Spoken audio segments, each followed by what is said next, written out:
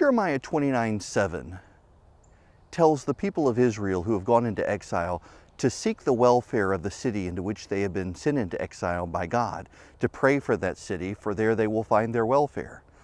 As a Christian in politics, I sometimes have to wonder if I'm doing things right by looking at this verse.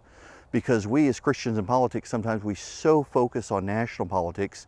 Are we leaving behind our state and our city? If you look at the actual word, seek the welfare of the city, there were different words that could be used for nation, for province, for the empire, and God said specifically, the city. I live in Macon, Georgia. What about your city? Are you seeking the welfare of your city?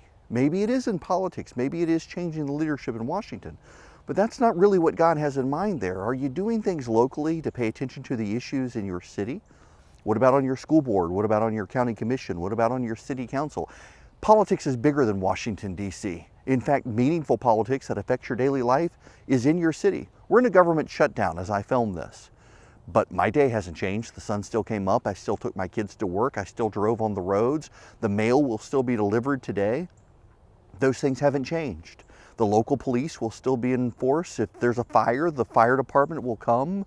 The federal government doesn't control as much of your life as you think, and yet so many conservatives in politics, Christian conservatives in politics, are focused on Washington, D.C. What about your local politics? What about the welfare of your city? What about the local homeless people? What about the local food bank? What about the local children in your community who are struggling after school, whose parents are at work, whose dad may be in jail? Have you focused on the welfare of your city, or have you focused on changing Washington at the expense of focusing on the welfare of your city? Maybe all of us Christians in politics need to recalibrate as the world becomes more hostile to us. In an age of persecution of Christians in the United States, as the world around us, a world without faith, turns against those of us who have faith, the way we help ourselves and help our community is to actually help our community. The abstract person in a faraway place, they're going to continue to think Christians are malicious people. The local community that you're helping because of your faith, because God told you to seek the welfare of your city, those are the people who will know you. They will know your heart. When times get tough for Christians, we should look to our local community. Our local community should look to us to be leaders, to stand out from the world apart, to know that we're doing what we're doing because God tells us to do it. There's nothing in it for us per se. We're doing it because God tells us to seek the welfare of our city.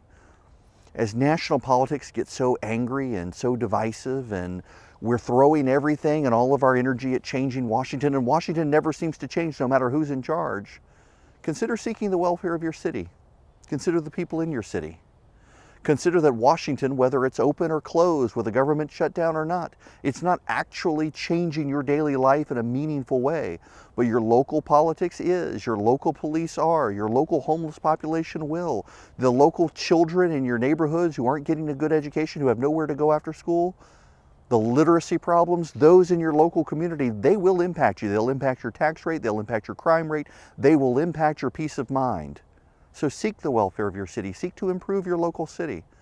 If you're distracted and frustrated by Washington politics, I get it, so am I. Turn inward towards your city. Look around you. What about your neighbor? What about the person down the street? Seek the welfare of your city, the city in which you are in exile until you go home to eternity. Pray for the city, for in your city you will find your welfare. Not in your nation, not in your world, in your city you will find your welfare. That's what Scripture says in Jeremiah 29:7. So as you're wondering what to do in American politics and how you can actually change things, look to your city. See if you can change your city. Make an impact for someone in your city. Only one person, maybe 10 people, maybe 20, maybe 100, maybe more. But seek their welfare and see how it changes things around you. I'm Eric Erickson for TheResurgent.com.